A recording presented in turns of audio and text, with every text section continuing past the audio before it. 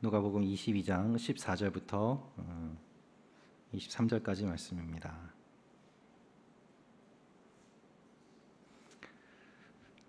저부터 한 절씩 교독하겠습니다. 시간이 되자 예수께서는 사도들과 함께 상에 기대어 앉으셨습니다.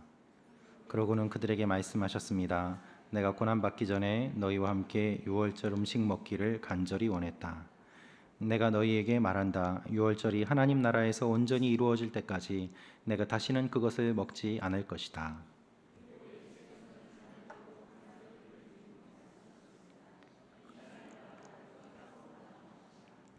하나님 나라가 올 때까지 내가 포도 열매에서 난 것을 마시지 않을 것이다. 제자들에게 주면서 말씀하셨습니다. 이것은 내가 너희를 위해 주는 내 몸이다. 이것을 행해 나를 기념하라. 빵을 드신 후 예수께서 마찬가지로 잔을 들고 말씀하셨습니다. 이 잔은 너희를 위해 흘리는 내 피로 세우는 새 언약이다. 그러나 보라, 나를 배반할 자의 손이 지금 나와 함께 상 위에 있다. 인자는 정해진 대로 갈 것이지만 그를 배반하는 자에게는 화가 있을 것이다. 그들은 자기들 중 누가 이런 일을 하겠는가 하고 서로 묻기 시작했습니다. 아멘. 말씀에 잠깐 기도하겠습니다. 아버지 하나님, 예배가 시작되었고 찬양을 드리고 기도하고 주님 앞에 말씀을 듣습니다. 말씀하여 주시옵소서. 들리게 하여 주시옵소서. 반응하게 하여 주시옵소서. 예수님의 이름으로 기도합니다. 아멘.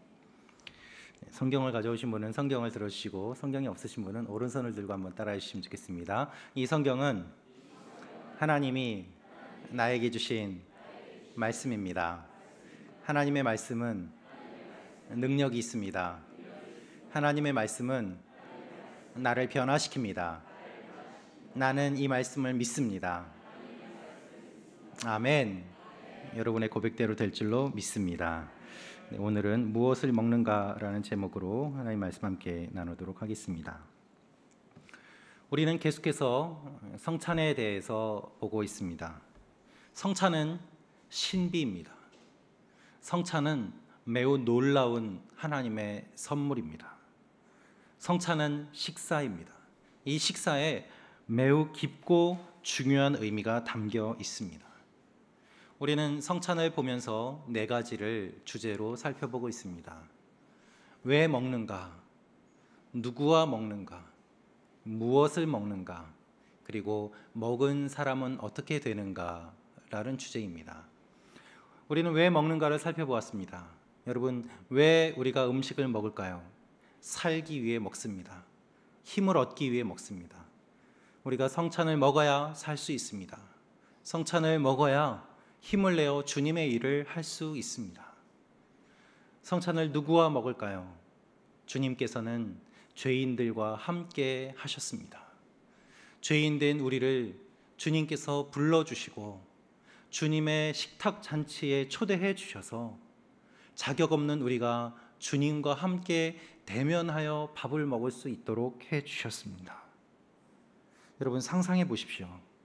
예수님을 판 제자가 예수님과 함께 식사를 하고 있습니다. 주님은 그것을 다 알고 계십니다. 그럼에도 불구하고 그에게 빵을 떼어 주십니다. 잔을 나누어 주십니다. 그가 회개할 때까지 식사하면서 기다리시고 기다리십니다. 죄인된 사람들이 주님을 중심으로 모여 식사를 합니다. 모두 다 부족한 사람들이었지만 예수님은 그들에게 주님의 살과 피를 나누어 주셨습니다. 주님은 우리를 하나님 앞에 불러주셨습니다. 감히 하나님과 함께할 수 없는 죄인된 우리가 하나님을 만나는 길이 열리게 되었습니다.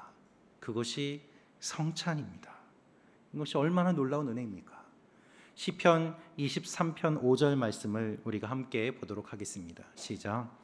주께서 내 적들 앞에서 내게 상을 베푸시고 내 머리에 기름을 부으셨으니 내 잔이 넘칩니다.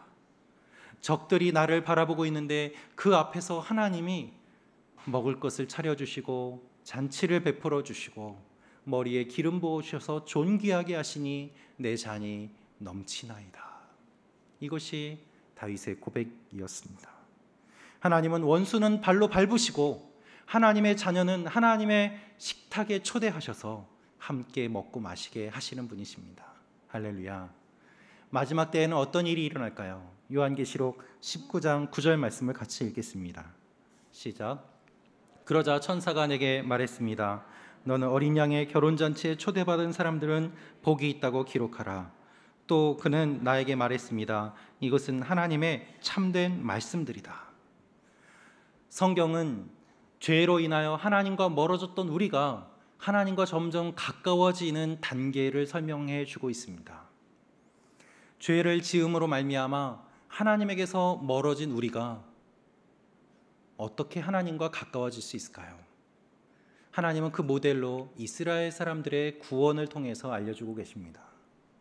이집트의 노예가 되었고 하나님과 멀리 떨어져 있었고 하나님을 몰랐던 그들을 하나님께서는 구원하여 주셔서 하나님의 백성으로 삼아 주셨습니다. 하나님의 백성된 그들을 예수 그리스도께서 오심으로 말미암아 친구로 불러주셨습니다. 그리고 우리를 자녀 삼아 주셨고 더 나아가 그리스도의 어린 양의 혼인잔치에 참여하게 되는 어린 양의 신부로 우리를 불러주셨습니다. 여러분, 아무리 자녀라고 하더라도 부모님의 침실에 함부로 들어가지 못합니다. 그러나 부부 간에는 모든 것을 벌거벗었지만 부끄럽지 않은 친밀한 관계가 되는 것이죠. 하나님과 멀어졌던 우리가 마지막에 어린 양의 혼인잔치에 참여하는 그리스도의 신부가 되는 이 과정을 성경은 보여주면서 우리가 하나님 앞에서 회복되고 연합되는 일들을 설명하고 있는 것입니다. 여러분, 이 성찬은 어떤 의미가 있습니까? 성찬은 이렇게 주님과 가까워진 우리가 주님과 함께 먹고 마시는 것입니다. 영원히 주님의 신부로 천국에서 지내게 되는 우리가 주님과 함께 먹고 마시는 훈련을 하는 것, 이 땅에서 하는 그 훈련이 바로 성찬입니다. 따라서 이 성찬은 매우 중요합니다. 성찬은 천국의 식사를 이 땅에서 처음 맛보는 거예요.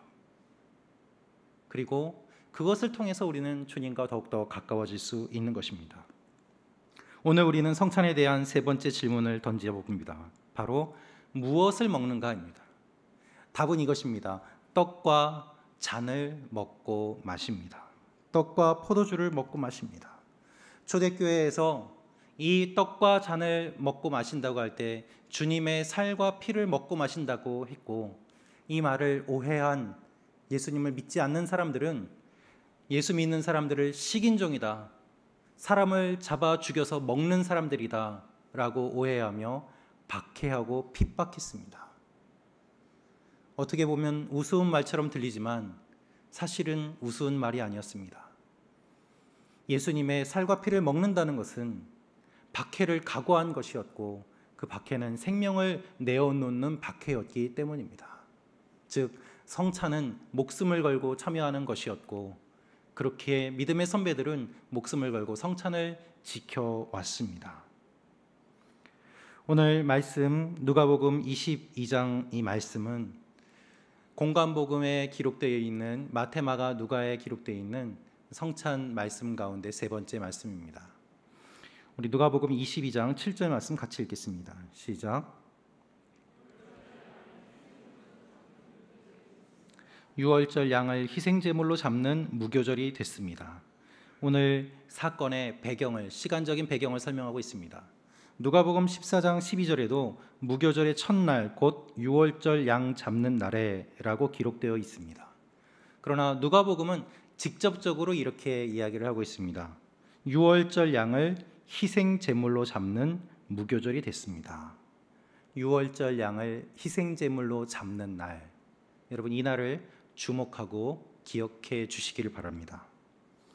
유월절 식사의 특징이 있는데요, 유월절 식사는 누룩이 없는 빵과 포도주 그리고 어린 양을 잡아서 그 고기를 먹는 것이었습니다. 떡과 잔과 고기, 이것이 유월절 식사의 핵심입니다. 떡과 잔과 고기, 이것을 기억하며 성찬을 살펴보도록 하겠습니다. 자, 먼저 우리가 무엇을 먹을까요? 떡을 먹습니다. 우리에겐 떡이고 유대인들에게 있어서는 빵입니다. 성경은 빵으로 기록되어 있습니다. 이것은 밥을 의미합니다. 유대인들에게 있어서 주식은 빵이었습니다. 우리에게 있어서 주식은 밥입니다. 우리 누가복음 22장 19절 말씀을 읽겠습니다. 시작. 그리고 예수께서 빵을 들고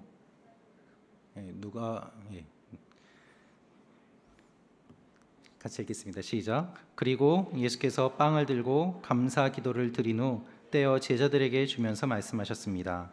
이것은 내가 너희를 위해 주는 내 몸이다. 이것을 행해 나를 기념하라.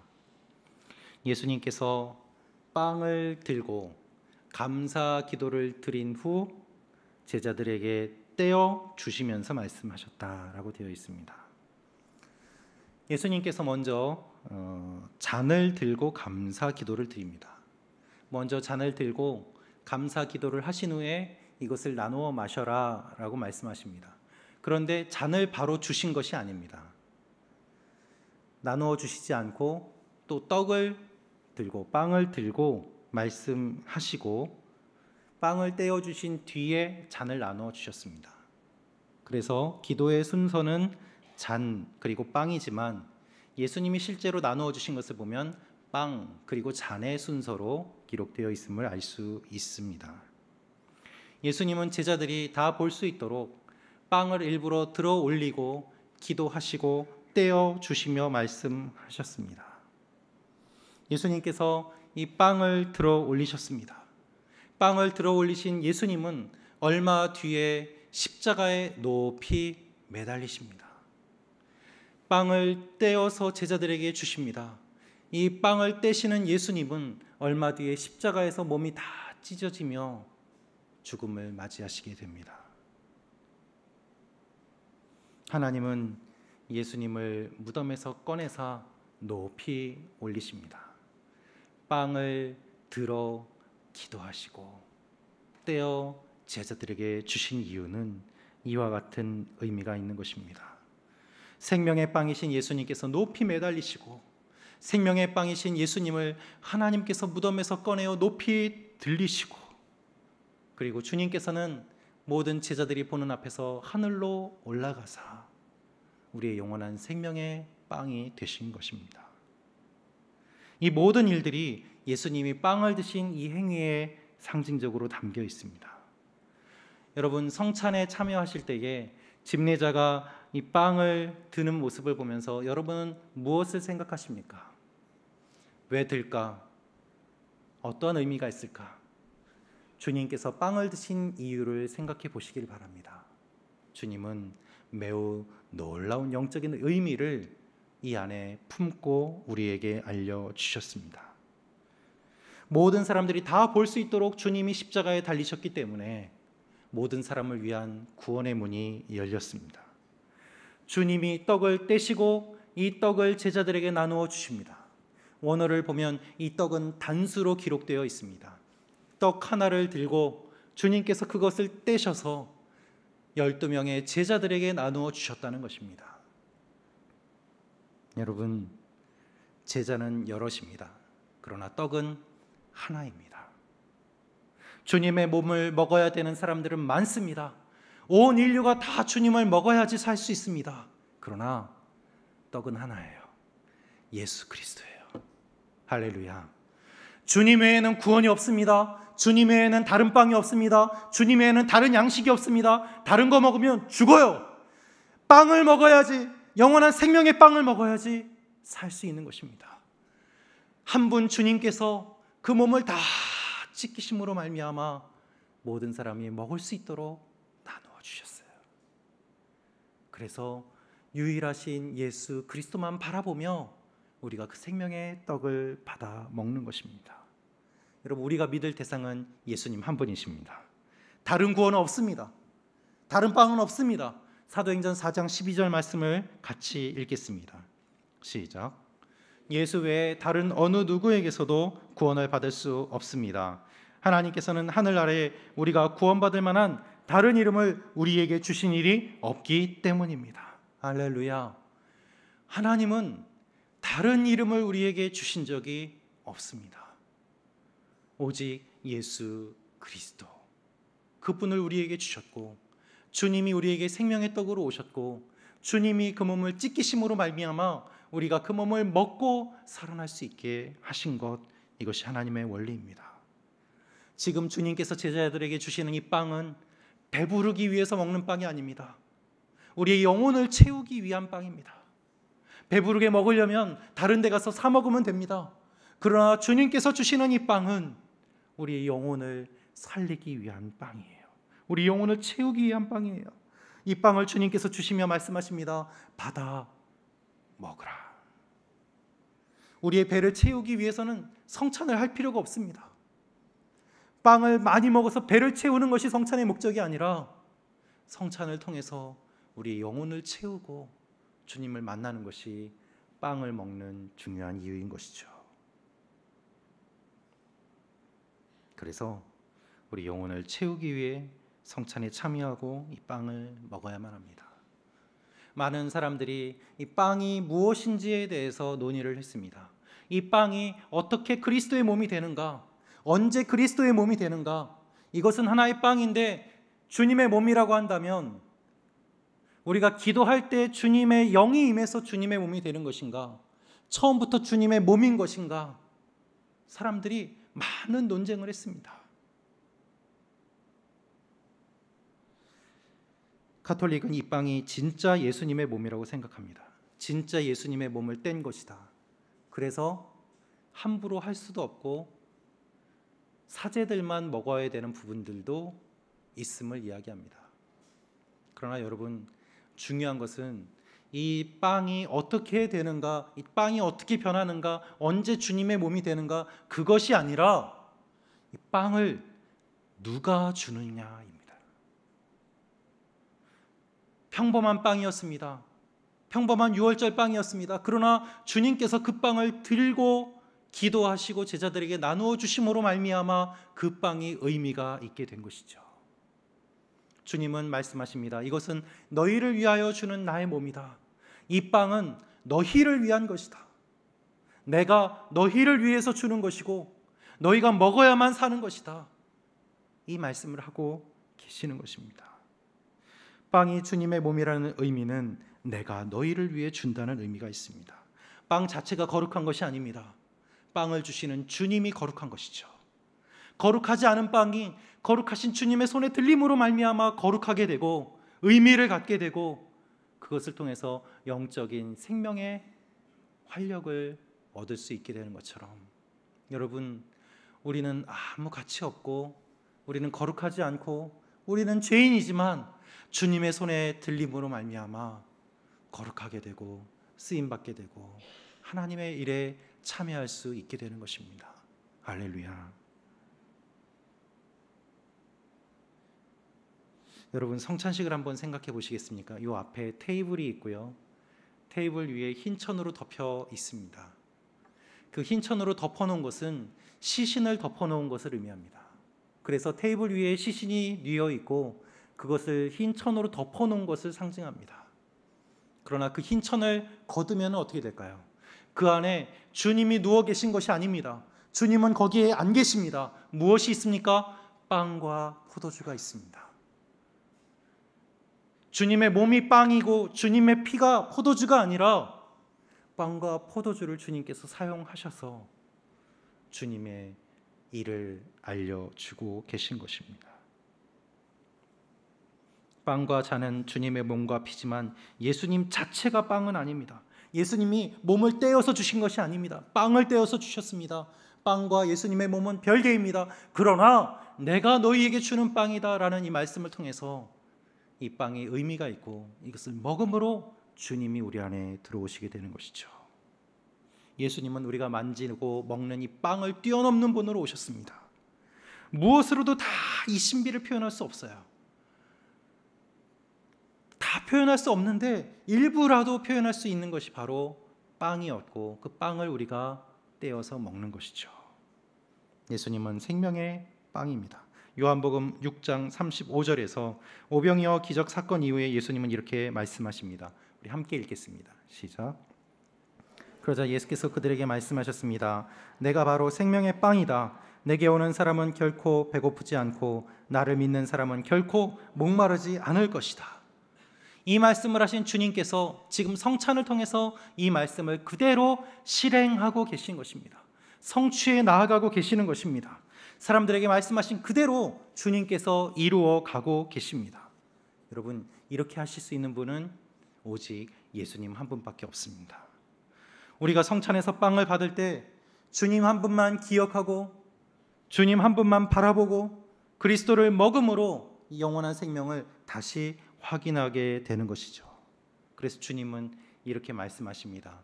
이것을 행함으로 나를 기념하라 라고 말입니다. 두 번째로 성찬에서 우리는 무엇을 먹을까요? 잔을 마십니다. 빵이 밥이라면 포도주는 국과 같습니다. 우리가 밥과 국을 먹는 것처럼 빵과 포도주를 먹는 것이 유대인들의 식사였습니다. 그러나 주님은 항상 먹고 마시는 이것에 특별한 의미를 부여해 주십니다. 주님께서 잔을 주시며 말씀하십니다. 누가복음 22장 20절 말씀을 읽겠습니다. 시작.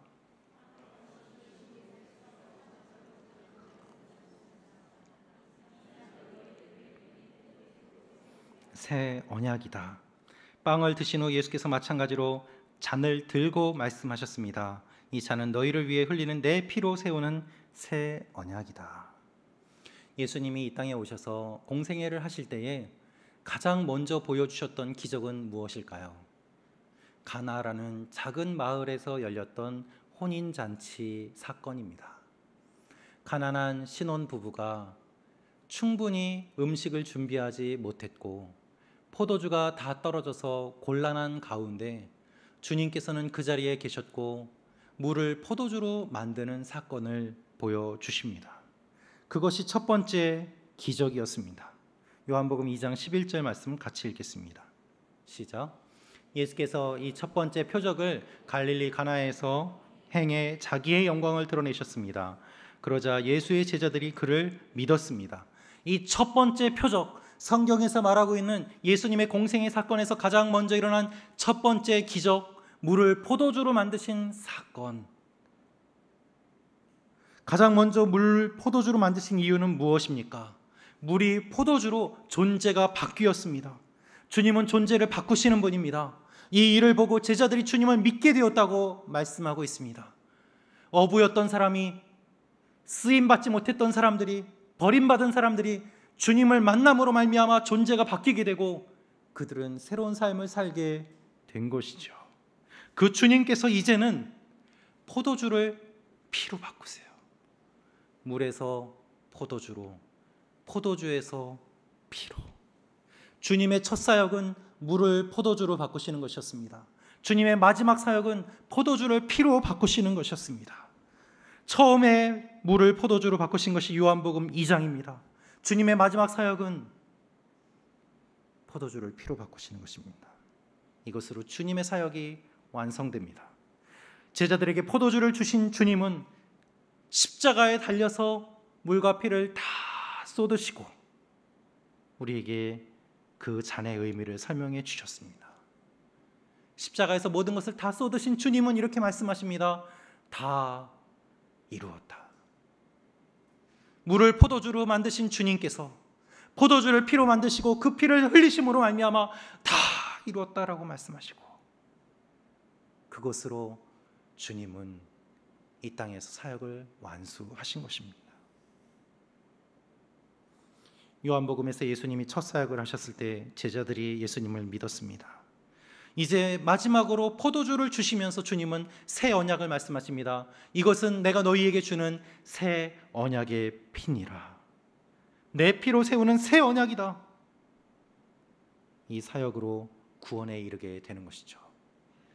본문에 기록되어 있는 언약이라는 말은 서로 동등한 지위에서 계약을 하는 것이 아니라 어느 한쪽이 높은 지위에 있는 사람과 약속하는 것을 의미합니다. 반드시 지켜야만 하는 것이고 또 높은 지위에 있는 사람의 입장에서는 그것을 호의로 베푸는 것이기도 했습니다. 언약이라는 말 티아테케가 가진 의미는 바로 이것입니다. 예수님은 포도주를 주시면서 이것이 새 언약이다라고 말씀하십니다. 아버지께서 주시는 새로운 언약이다. 내가 너희와 맺는 새 언약이다.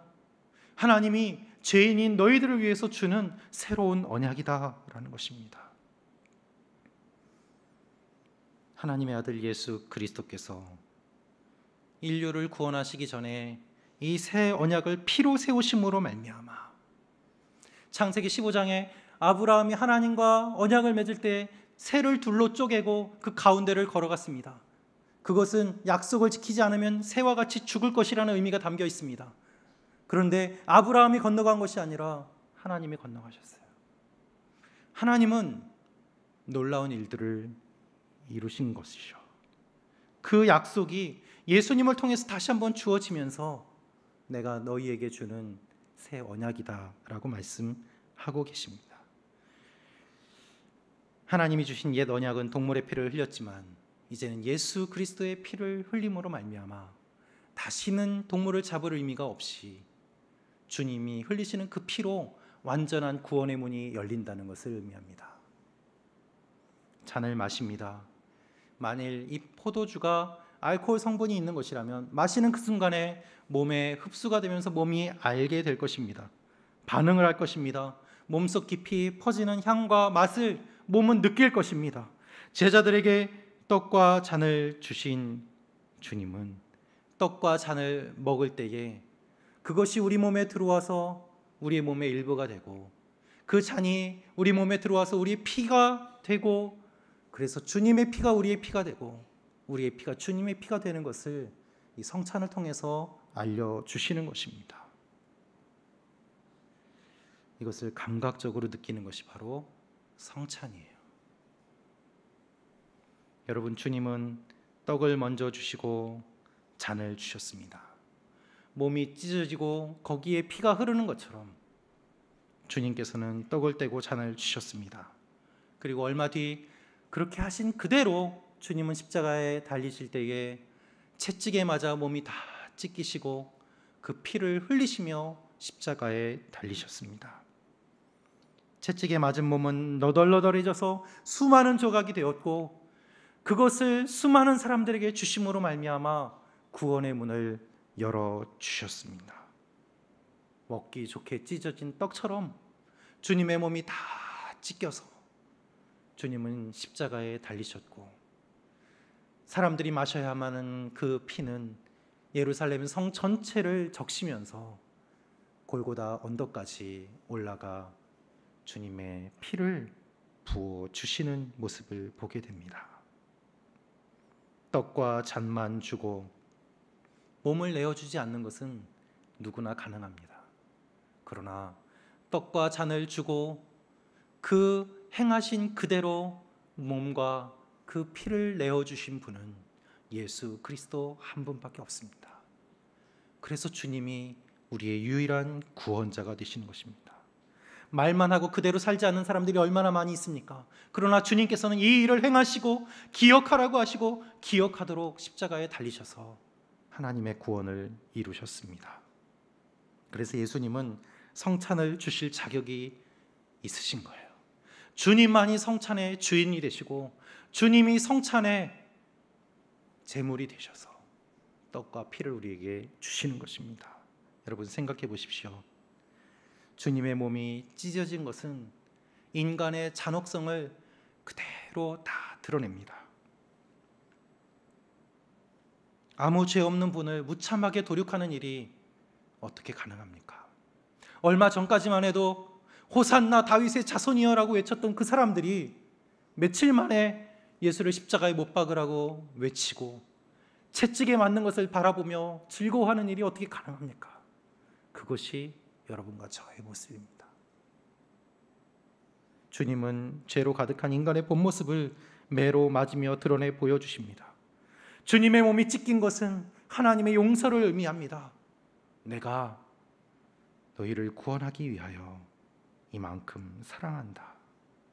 우리를 구원하기 위해 아들의 몸을 처참하게 찢으시는 그 하나님, 그 일이 우리에게 큰 사랑으로 다가오는 것입니다.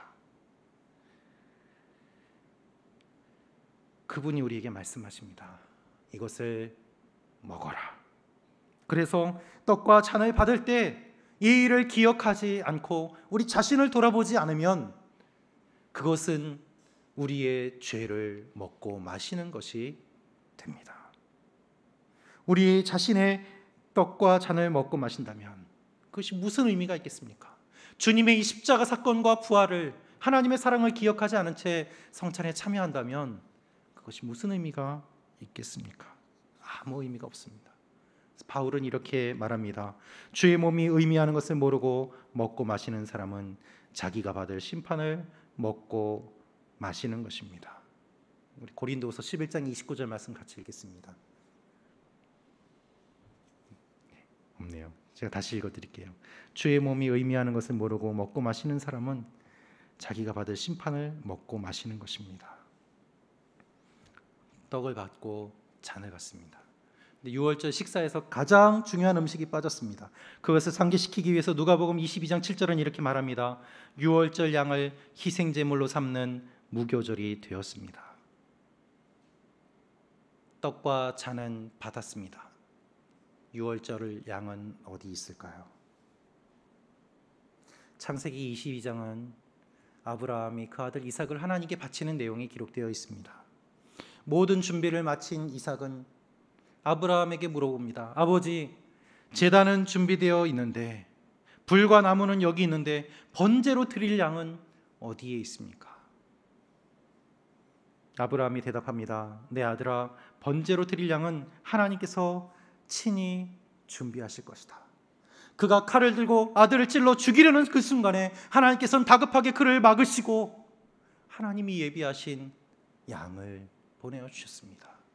그래서 여호와께서 준비하시리라, 여호와 이레라는 말이 나왔습니다. 여러분, 우리는 이렇게 질문해야 됩니다. 하나님, 떡도 있고 잔도 있습니다. 근데 유월절 어린 양은 어디 있습니까? 근데 주님은 말씀하세요. 내가 준비했다. 내가 그 양이다. 사복음서 모두 떡과 잔만 기록하고 있습니다. 의도적으로 양에 대한 이야기를 기록하지 않습니다. 유월절에서 가장 중요한 것이 양임에도 불구하고 사복음서는 기록하지 않고 있습니다. 왜 그럴까요? 예수 그리스도께서 유월절에 어린 양으로 이 땅에 오셨고 그분께서 유월절 어린 양으로 희생당할 것을 사복음서 모두 강조하기 위해서입니다. 떡과 잔을 들고 그것을 나누어 주시는 예수 그리스도가 친히 양이 되어서 그것을 나누어 주시는 모습을 생각해 보십시오. 주님이 십자가에 달리십니다. 그분의 몸은 빵이고 그분의 피는 잔입니다. 그리고 그분 자체는 어린 양이십니다. 이 모든 것이 한 곳에 모여 있습니다. 어디입니까? 십자가예요. 주님께서 십자가에 달리셔서 그 몸이 다 찢어지시고 그 피를 흘려주셔서 어린 양 되신 예수 그리스도께서 십자가에서 모든 것을 완성해 주신 것입니다. 그래서 우리는 여호와 이레, 하나님이 준비하시리라, 그 준비하신 구원을 받아들임으로 말미암아 영원한 생명을 얻게 되었음을 감사하며 주님의 성찬에 참여하게 되는 것입니다. 제가 이 말씀을 준비하며 참 많이 울었습니다. 이 놀라운 사랑을 어떻게 이 부족한 종이 말로 다 설명할 수 있겠습니까? 말로 할 수 없는 일들을 주님께서는 알려주시기 위하여 친히 성찬을 주셨고 성찬의 완성을 십자가에서 이루시고 우리를 향한 구원의 문을 열어주셨습니다. 여러분, 우리는 성찬 때 잔과 떡만 받습니다. 고기는 먹지 않습니다. 왜 그렇습니까? 예수님께서 단번에 드려진 제사로 십자가에 달려 돌아가셨기 때문에 더 이상 드릴 이유가 없기 때문입니다. 성찬에 참여하실 때 떡과 잔을 받으시고 그것을 주시는 주님의 모습을 마음속에 그려보십시오. 주님이 우리의 아버지가 되시고 주님이 우리의 모든 것이 되십니다. 단 한 번에 드린 그 제사로 말미암아 휘장이 찢어지고 우리가 하나님께 나아갈 수 있는 길이 열리게 되었습니다. 그 은혜로 우리가 여기까지 올 수 있었고 이 자리에 설 수 있게 된 것입니다. 여러분은 어떤 마음으로 이 자리에 나오셨습니까? 우리가 여기까지 올 수 있었던 그 이유는, 그 힘은 무엇입니까? 주님이 주신 떡과 잔이 있었기 때문입니다. 주님은 말씀하십니다. 이것이 새 언약이다. 그렇습니다. 지금까지 노예로 살았던 우리, 죄의 노예로 살고 우리 자신의 노예로 살고 우리의 정욕에 따라서 살던 우리 자신이 예수 그리스도의 구원을 받음으로 말미암아 하나님의 자녀가 되고 이 성찬에 참여할 수 있는 귀한 은혜를 얻게 되었습니다. 성찬은 신비입니다. 성찬은 사랑입니다. 우리를 위하여 죽기까지 사랑하신 그 사랑. 그래서 우리는 주님의 성찬 앞에서 무릎을 꿇고 눈물을 흘리며 나 같은 죄인을 살려주신 주님의 은혜를 감사하며 다시 한번 바르게 살고자 몸부림치는 일을 기억하고 결심하게 되는 것입니다. 이 사랑을 값없이 받아들이고 주님과 함께 식사를 함으로 말미암아 하나님 앞에 새로워지는 것, 그것이 진정한 성찬의 의미입니다. 이 사실을 기억하며 주님 앞에 나아가는 여러분과 제가 되기를 주님의 이름으로 축원합니다.